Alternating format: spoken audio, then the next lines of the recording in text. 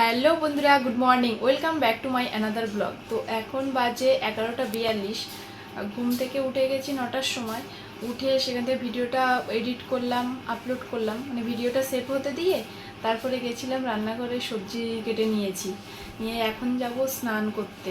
Save হয়ে গেলে এসে ভিডিওটা আপলোড করে দিয়েছি, দিয়ে এখন এই যে যাব স্নান করতে। আর এই যে কিছু জামা কাপড় কাচাকুচির আছে, কালকে তো কেচেছি অনেক, কারণ এসছি তো বাড়ির থেকে, তো জামা কাপড় সব এখন কাচতে হবে। কালকে এক গাদা কেচেছি, কেচে ধুয়ে এই যে সকালে নিয়ে এসে সেগুলো ভাঁজ করে ভরে দিয়েছি। এখন আজকে এই কটা আছে, এই কটা কাচলেই হয়ে যাবে। আমি এখন বাড়িতে আছি, ওরা সবাই গেছে হসপিটালে। এখন এই যে স্নান টান করে এসে রান্না বসাবো।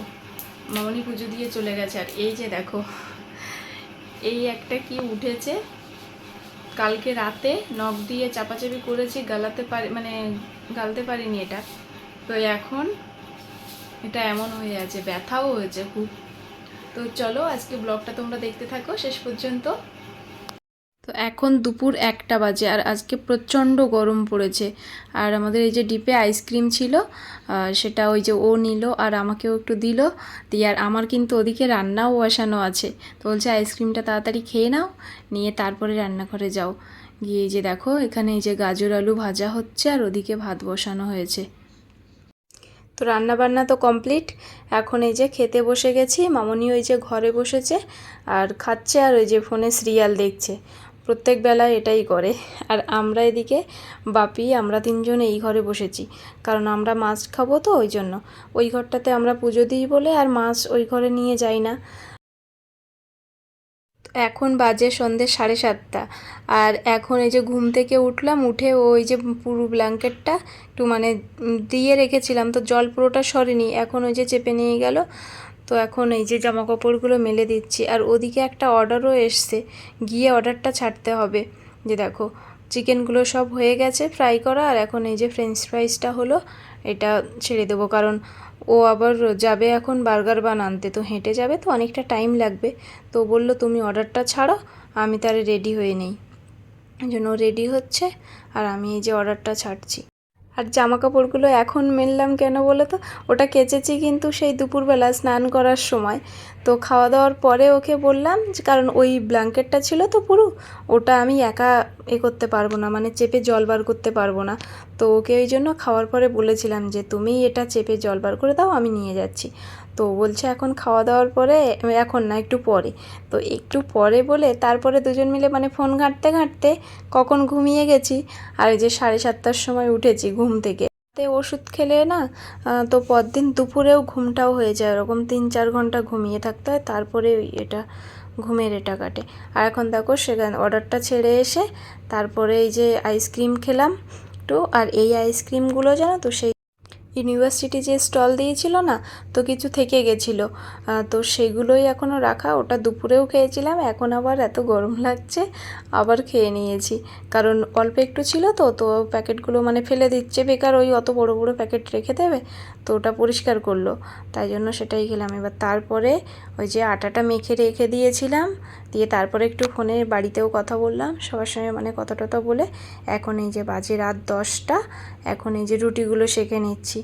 আর ও এখনও আসেনি, সে যে বার্গার বান আনতে গেছিলো, হেঁটে হেঁটে গেছে। আর একটু দোকানও দেখছে, কারণ অফলাইনের দোকানটাও তো আমাদের এখনও হয়নি, ওটা নিয়ে একটু টেনশনেই আছি।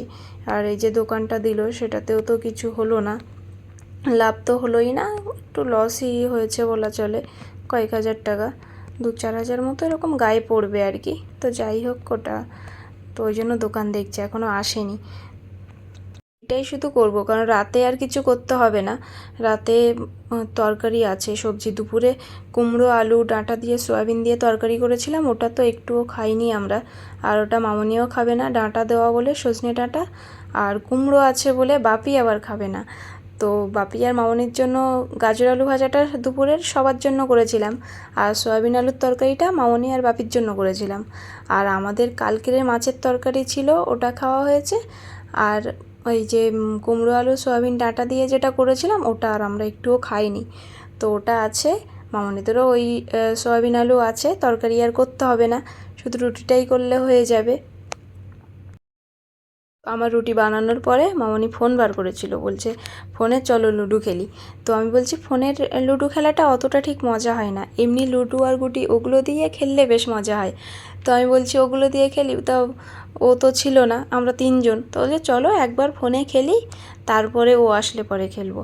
তো সে আমাদের খেলা শুরু হওয়ার আগে মানে শুরু করতে যাব দেখি ও সঙ্গে সঙ্গে এসে গেছে। তো তারপরে এই যে 4 জন লুডো নিয়ে বসে পড়েছিলাম। তো আগে একবার খেলা হয়ে গেছে, কিন্তু আগের খেলাটায় আমি আর মামনি হয়েছি আর বাপি আর ও হয়েছে। আগের বারও আমরা হয়েছিলাম এই দুজন, মামনি আর আমি, আর এবারও বাপি আর ও হয়েছে। তো আগের বারের খেলাটায় মামনি আর আমি জিতে গেছি আর ওরা হেরে গেছিলো, আর পরের বার ওরা জিতেছে আমরা হেরে গেছি। যাই হোক, তারপরে খাওয়া দাওয়া শেষ করে এখন এই যে বাসন টাসন সব ধুয়ে নিয়েছি, আর এখন এই যে গ্যাসটা মুছে নিচ্ছি। গ্যাসটা বেশি কিছু মুছতে হবে না, কারণ দুপুরে রান্নার পরে মোছা হয়েছিল।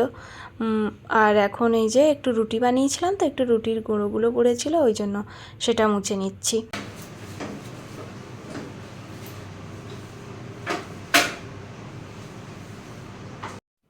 আর ওই যে গ্যাসের উপরে ওদিকে যে ছোট্ট একটা টুকরো ছিল না, ওটা নারকেলের ছোবা ছোটো করে কাটা, কারণ ওই যে রুটি সেঁকা হয় আর ওই তাওয়াটা একটু পুড়ে যায়, তো তখন ওটা দিয়ে ঘষে নিলে ওগুলো উঠে যায়। আর উপরে ওই যে একটা ডাস্টার আছে কালো হয়ে আছে, ওটা আর কি ওই ফ্রাই প্যানটা মুছে নেই, যে না হলে তো রুটিগুলো কালো হয়ে যাবে। আর ওই একটাই ডাস্টার রেখেছি, কারণ সব কটা ডাস্টারে লাগালে ওই কালো ময়লাটা না উঠতে চায় না। আর এদিকে গ্যাসও মোছা হয় একটু, মানে এই যে কড়াই টড়াই ধরলে পরে যে তেলের হাত, তখন তেলের ওই কালোটা না ওঠে না জন্য। আর এদিকে দেখো ওটা তো পরিষ্কার হয়ে গেল, গ্যাস ট্যাস মোছা কমপ্লিট। এখন এই যে বেসিনটাও একটু পরিষ্কার করে নিচ্ছি, কারণ বেসিনটা তো নোংরা হয়ে যায়, ওই জন্য বাসন মাজার পরে একটু বেসিনটাও পরিষ্কার করে নিই।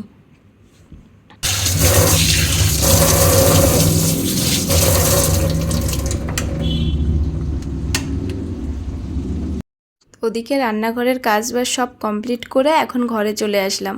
আর এই যে ওর দুটো টি শার্ট আছে, এই দুটো মানে একটু মানে ভেজা ছিল বলে ঘরে মেলা ছিল, তো বাকিগুলো সব কিছু ছাদ থেকে এনে ভাঁজ করে রেখেছিলাম। এই দুটো আর করা হয়নি ভিজে ছিল বলে, তো এখন এই দুটো এই যে ভাঁজ করে রেখে দিচ্ছি। আর এই যে দেখছি ওর টি শার্টের হাতায় রং লেগে গেছে, তাই সেটাই দেখাচ্ছে আর কি।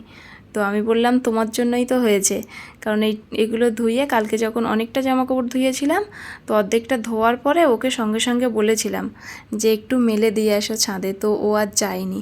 তো ওটাই বলছিলাম যে যা হয়েছে বেশ হয়েছে। তো দেখো এখন জামা কাপড়গুলো ভাঁজ করে রেখে দেবো। তো জামাগুলো আলমারিতে রাখার পরে দেখলাম আলমারিতে উপরে না একটু ধুলো জমেছে, তো ওই জন্য ধুলোগুলো একটু মুছেও নিচ্ছি একেবারে। এই ঘরের অর্ধেকের থেকে একটু বেশি হবে, তাই না? হবে